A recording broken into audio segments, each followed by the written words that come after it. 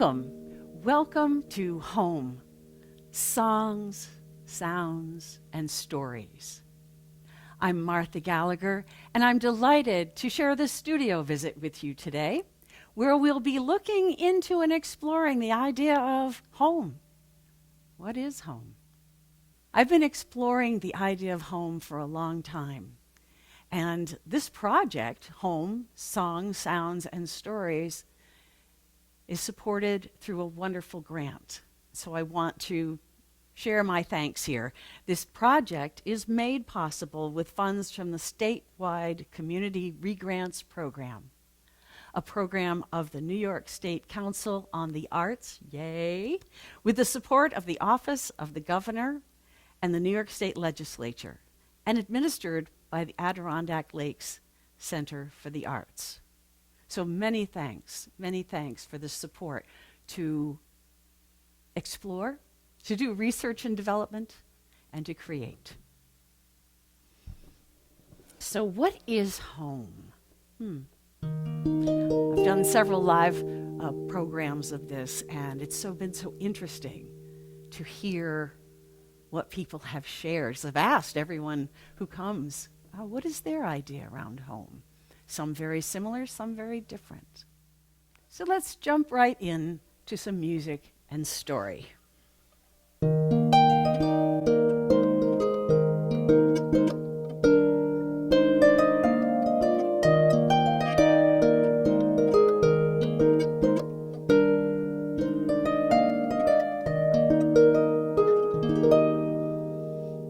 This home that we live in now, my husband and I, we moved into 35 years ago. And we had lived down in Albany, in the city, and we were looking for something a little more rural.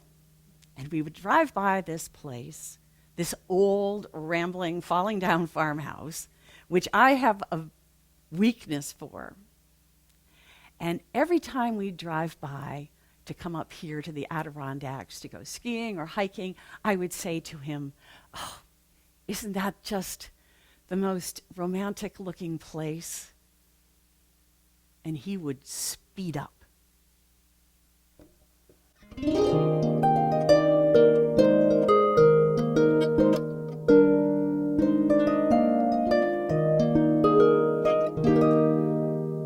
Well, as it happened, we ended up buying the house and moving here.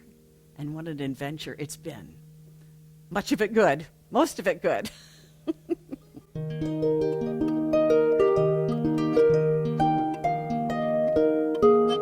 But we had come from the city, and where we lived in the city, just above the State Museum in Albany, there were a lot of people around, and it was a very diverse neighborhood. It was vibrant and wonderful, and we would often, in nice weather, sit out on our porch stoop. And our daughter, who was born there and was there until she was 4, just loved being out there. And in the weather, when it was warm enough, she'd be out there in a bathing suit with snow boots on, riding her tricycle up and down the street, saying hello to everybody. Well, my husband and I, as much as we enjoyed living there, really wanted to be somewhere where there were less people. So we moved here into the Adirondacks. Beautiful location. And we thought it was wonderful that when we went out our house in the morning, it was so quiet. We'd sit on the porch.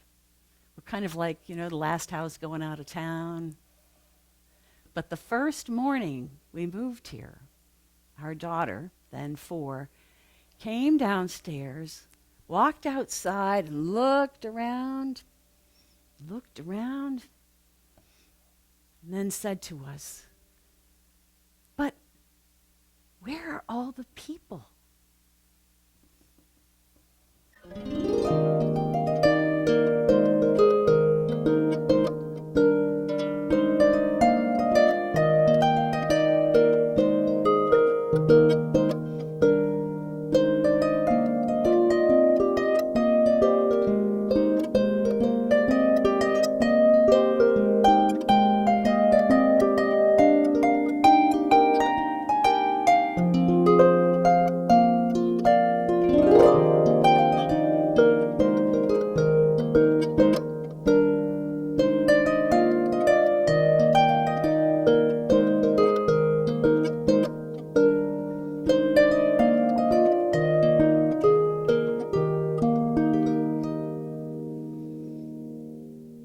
over the years, a lot of various animals have found us here.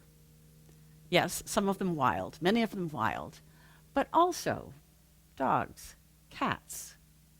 I'm going to share with you a little story about goats. When we moved to our home, we discovered that very close to the house was a lot of poison ivy, which I am very allergic to. And the accepted way to get rid of poison ivy was to use chemical toxins, and we didn't want to do that. So one day I'm talking to my neighbor, Linda, down the road, and I said, I wish you could find a way to get rid of this poison ivy without using chemicals. And she looked at me. I should have seen that sly look on her face, but I missed it. And she said, well, goats eat poison ivy, you know. Oh, I didn't know that. I said, totally unsuspecting. Well, maybe I should get a couple of goats. Trap closed, she said. As it happens, I know someone who's got 2 goats that they're looking to find a new home for.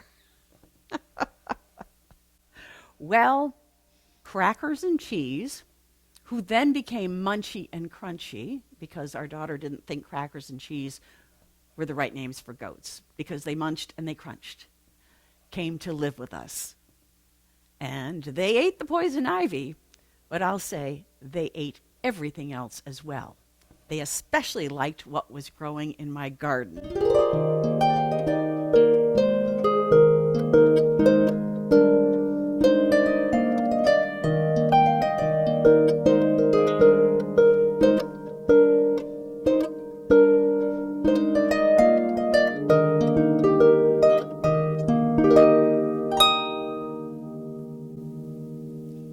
I hope you enjoyed that.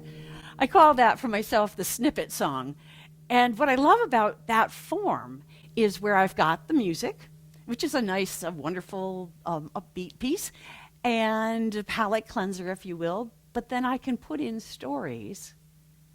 And if I put the stories I wanted to tell in song form, I would have to sing them the same way all the time. And I would have to use the same stories. But as it is, this way I can swap out stories as I wish to. So I like the flexibility of that, and I love being able to share those stories. So I'll ask again, what is home? What does home mean to you? I just want you to ponder that, and if you want to, type into the chat or the comments sections about what home is to you or what's coming up.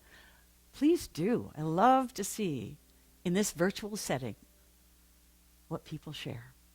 I've been pondering it for a long time, and I found a quote from a book that really spoke to me. And it's a book called Thin Places, A Pilgrimage Home. This is by Anne Armbrecht. And what she says is, home is not a place where we arrive, but a way of being in a place, wherever that place may be. I really love that. Having moved around a lot growing up, the idea of home was different. There isn't one home. I don't have a hometown per se, but a way of being in a place, wherever that place may be. Which to me then brings my mind to home is where the heart is. We talk about home. Home, it feels like a landed place to me. And the idea of home, a home base, home town, homeless. So many homeless, and so many people where home is not a place of shelter and safety. I read recently for a friend of mine, Dwight Lee Walter, who writes a Substack, and he wrote on homeless. Who is homeless? What makes a home? A bird has a nest. A fish has a body of water. A cloud has a sky. Many, many people do not have a home. Is Earth our temporary home? If so, aren't we all homeless? Is our own spirit homeless, since it eventually moves on from our body? Where does God live? Sometimes a word is a window, and sometimes it is a wall. The word homeless is both. Thank you, Dwight. Thinking of this home that we actually live in our entire lives, our bodies. I want to share now a very short 2-minute sound meditation. Sounds gathered from around my home. And I'll invite us all to just take a moment, breathe in, breathe out. Drop into our bodies, drop into the sanctuary of our heart, and just let these sounds move through us as we contemplate our physical body as our home.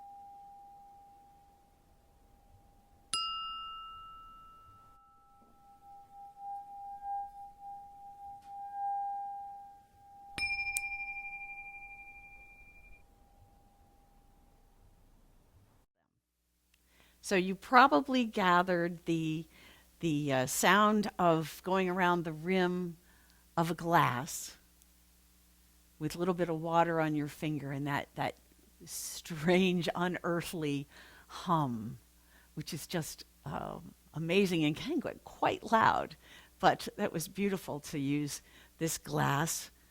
And then also the louder ding was from a little cordial glass.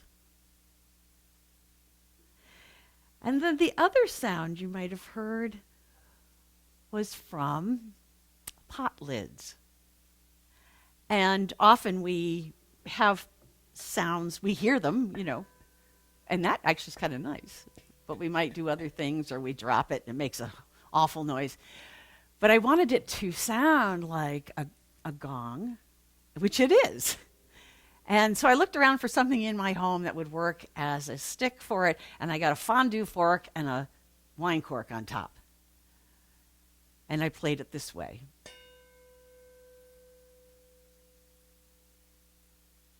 And I don't know if you can tell as I record this, if you'll hear it, but the sound, you can actually get it to move.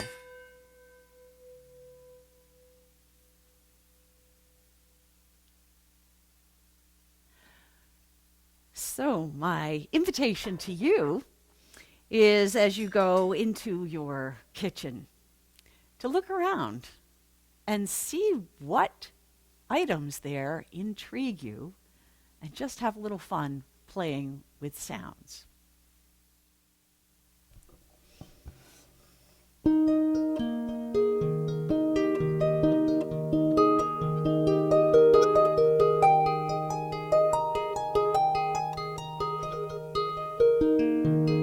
I grew up with the tradition of having, during the holidays, electric candles in the windows of every room in the house. Love that. And so when we moved here,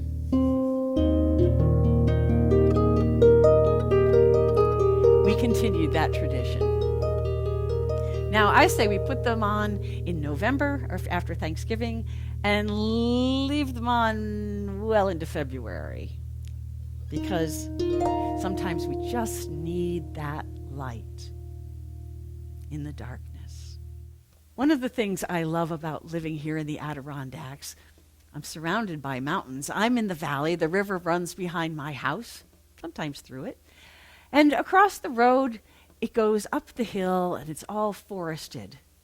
And I love just to bushwhack around on the hill. And my favorite times of the day to do that are at dawn and at dusk, and particularly at dusk. I love the colors of twilight. I love how, if I'm just patient, my eyesight will adjust to the dimming light. And also, being of Celtic heritage, the idea that that time of day is when the veils between the worlds are thin. That beings such as fairies can cross over, which makes it a magical time and a dangerous time. But I love that time of day, and especially in the winter time, in the winter when the snow is falling down.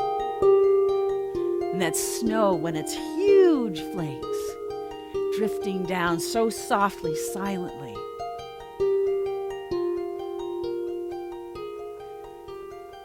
And just walking through the woods, trudging, tramping through the woods.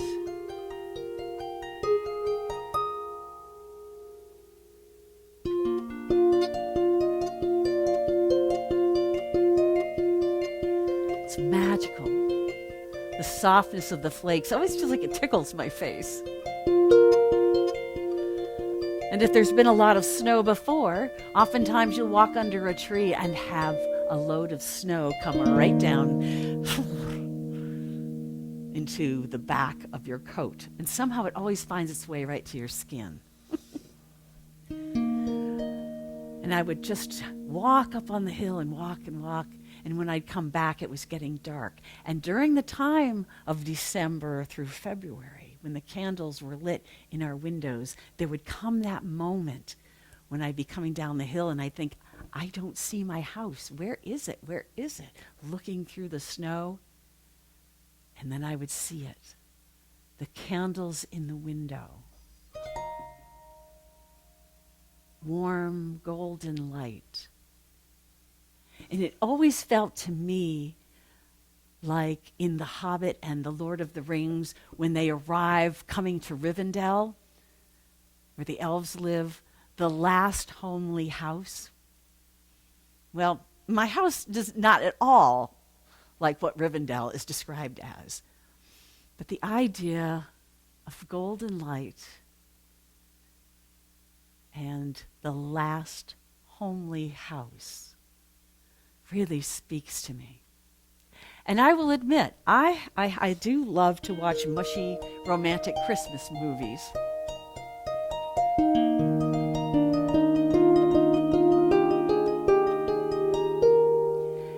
touching one this last holiday season. It was one that took place, I can't remember, in Ireland or Scotland, and they had lanterns in the window, and they talked about how the lanterns were welcoming. They were put there to welcome the stranger, to say, rest here, you are welcome, as you wander on your way. I don't think I ever knew that about the candles in the window, but I love that idea. Hospitality, welcome, light in the dark. But coming down that hill, coming to the last homely house.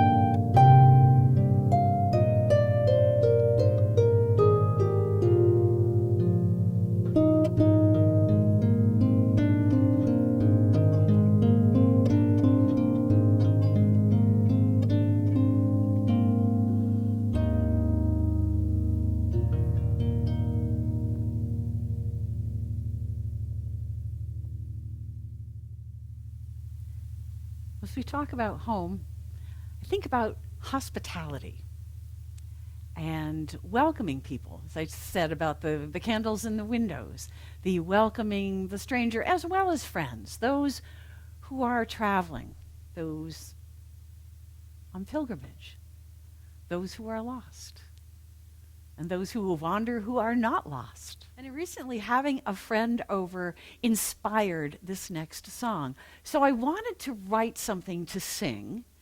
And I love singing by myself, but I love singing together with others. And so I thought, what if I wrote a round? And I'd never written a round before. And I discovered that there are some rules that if you don't follow, you make a mess instead of a round. And that's what I did first. I made a mess. Beautiful melody line, but as soon as I put it into a round form where you've got one group singing to start with, and then another comes in several measures later, and then another group, If you haven't got the right notes there, it's just a mess. But it was really, really fun to explore. And I came up with this very simple song of welcome. Welcome. So I'm going to teach it to you, and then I am going to share a recording of this group that I sing with, in a volunteer group in our area called Borealis, and they were so wonderful to learn the song and sing it, and I could record it as a round. And so it's really easy. I'm going to teach it to you first. So I'll bring the words up on the screen in a moment, but you'll be able to pick it up pretty quickly. So it's welcome, welcome, welcome to my home. The kettle's on the stove. The fire is burning brightly. Welcome, dear one, come in. And it goes like this. I'm going to start here. Welcome, welcome, welcome to my home. The kettle's on the stove. The fire is burning brightly. Welcome, dear one, come in. Let's try that together.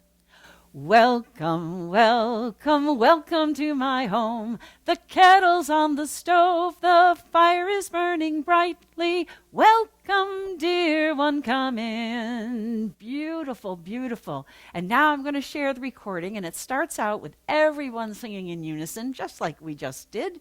And then it breaks off into 3 groups that do the round, each one coming in at the end of welcome, welcome, welcome to my home.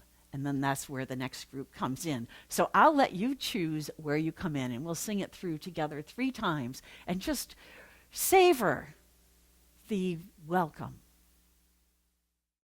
Welcome, welcome, welcome to my home.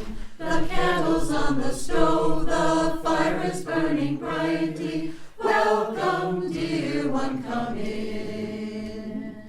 Welcome, welcome, welcome to my home. The kettle's on the stove, the fire is burning brightly. Welcome, dear one, come in.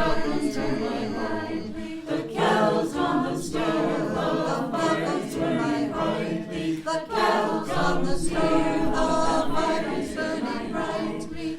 Welcome, dear one, come in. The kettle's on the stove, the fire is burning brightly. The kettle's on the stove, the fire is burning brightly. Welcome, dear one, come in. The kettle's on the stove, the fire is burning brightly. Welcome, dear one, come in. Beautiful, beautiful. Yay, thank you. Thank you.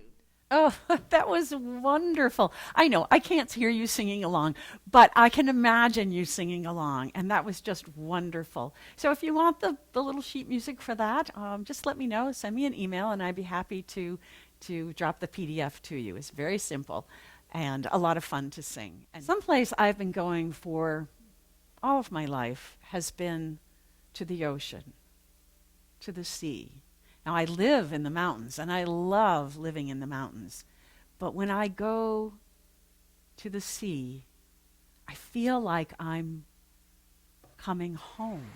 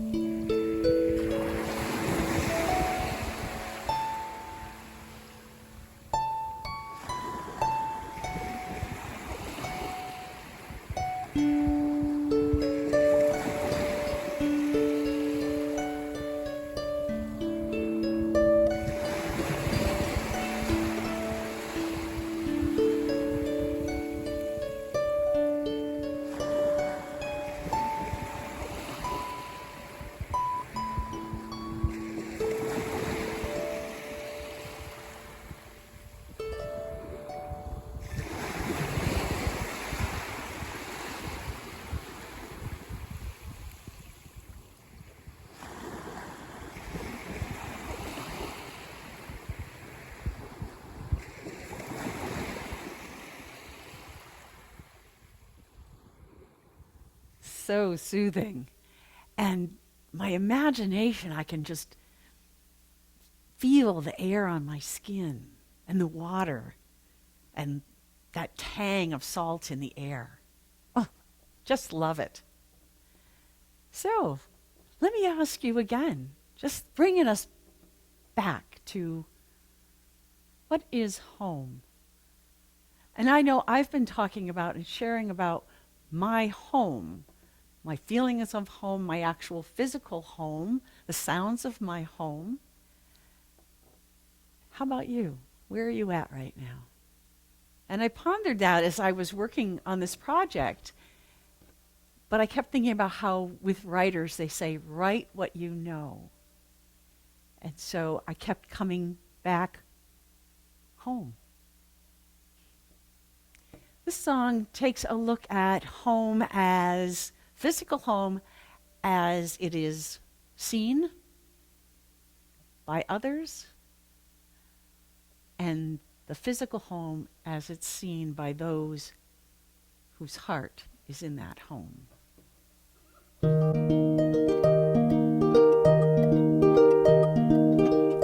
Years ago, when my husband was turning 50, I wanted to give him a very special gift, but I couldn't think of anything I thought that he'd like. He's not a terribly materialistic person. Oh, I racked my brains, and I thought, and I thought, and I looked, and I looked, and then I had an absolutely brilliant idea. Our friend and neighbor Nils lived down the road. He was a fabulous architect. And one of the unusual things about this man is that he drew all his plans by hand. In this day and age, that is unusual. They were works of art. So I asked Nils if he would sketch our home as a gift for Dennis for his 50th birthday. And Nils thought that was a fabulous idea. And he said yes. Well, the days went by and no sketch was done. And every time I saw Nils, he would say, "Oh, I'm going to get that sketch to you." But as I mentioned, he was a very fabulous architect and quite in demand. So Dennis's birthday came and went, and then some more days and weeks and months. It was New Year's Day when Nils came by and gave us the sketch of our home. Oh, and it was the perfect gift, because Nils didn't draw it with a realistic eye. He drew it how Dennis and I see it in our hearts, in our imaginations. It is our home. It was beautiful. He drew the house as we see it in our hearts. This is our home.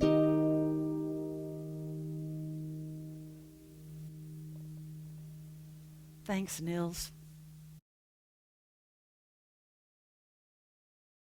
Home isn't grand, but it is large. It's a big old farmhouse that had additions put onto it over the years, so it kind of rambles. And I found that I had space for the many things that I had inherited, or that we had, my husband and I. So we have, oddly enough, 3 sets of china. One was ours from our wedding, one was from my mother, and one was from his great aunt. We have 2 sets of silver. We have a whole load of, I call it crystal. I don't even know if it's real crystal, but beautiful glasses that don't go in dishwashers, for sure. And I thought, well, I have space for them right now, so I'm going to keep them because actually nobody else seems to want them these days. But I'll keep them, and we use them. Not every day, but often every week. We pull out a set of china to have, something, a toast on, something like that. But this next piece I created using different crystal glasses. And you'll see some photographs of the ones that I used. Brandy snifter, champagne glass, and cordial glasses, and I'm not sure the other ones, they might be juice glasses, actually.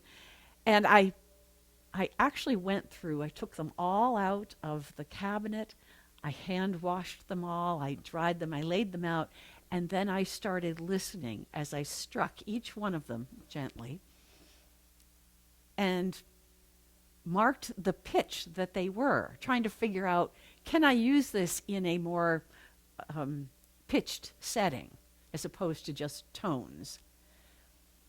And so I found a number of E flats, and I found some Fs and Gs, and so they were in a fairly small range, but I really had fun putting this together, this next piece.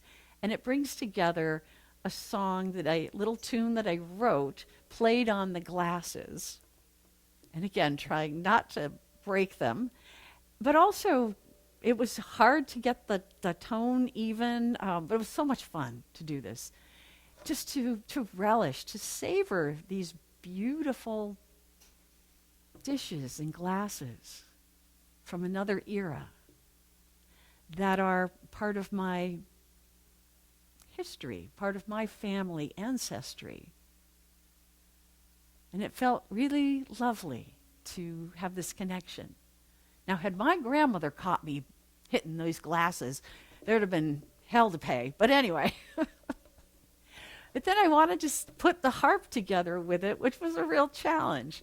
So I'm going to share this piece with you, but I love that it's for me, it was not as much about the music itself, but about how this music, the exploring of creating it and using what I did use, as in the glasses, the crystal, as a connection to family history. Enjoy.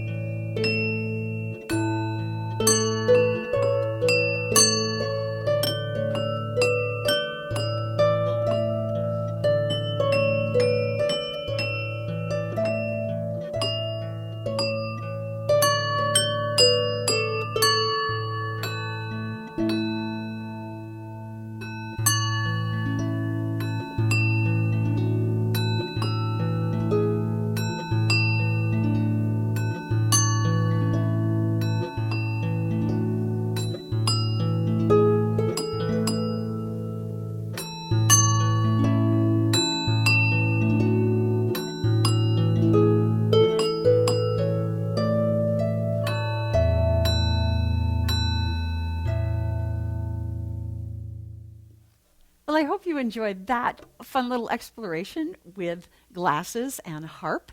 I was trying very hard not to break those glasses. I was playing them, and I realized that the touch that it takes to actually do that well is something that is needed to be practiced, but I had so much fun doing that. And I love the little piece that came out of it. We'll see what it grows into, if anything.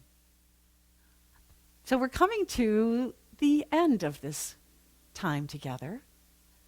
Thank you for being here with me in my home, virtually, me in your home, virtually.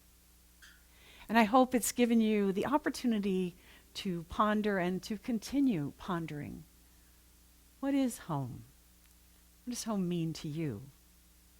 And what kind of cool sounds can you make with all the stuff in your home? I feel like a program about home would not be complete without a blessing for the home. My home, your home, any home. So we've talked about, or I've asked you about, what is home to you? And when I asked myself these questions, I came up with things of love, place of family, friends, laughter.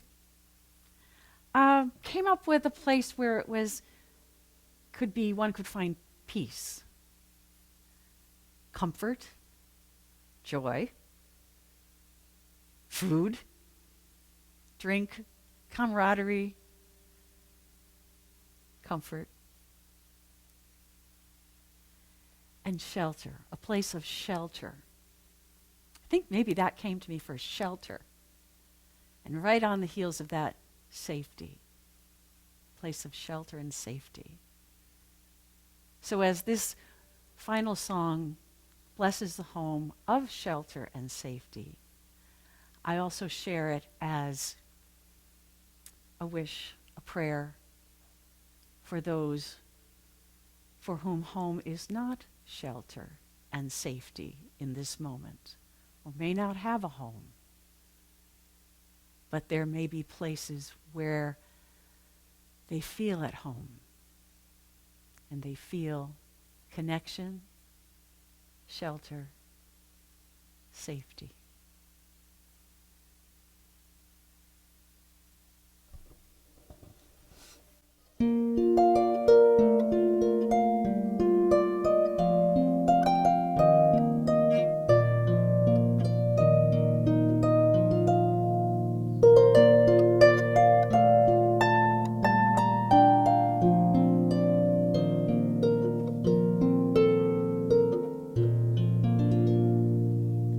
May this home be a place full of laughter and love for all who enter here, all who enter here, a place of shelter and safety.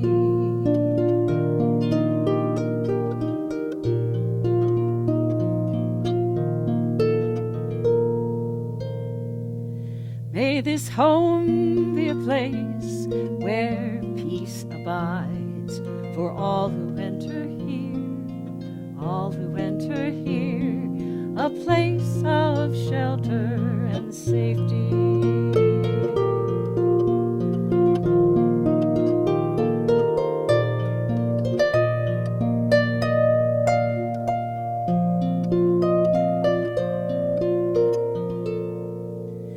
May this home be a place of comfort and joy for all who enter here, all who enter here, a place of shelter and safety.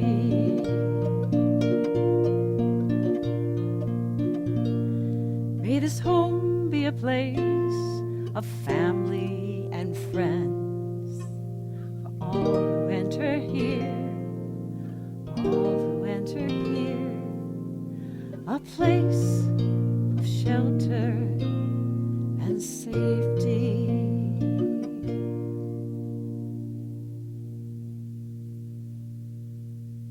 Blessings.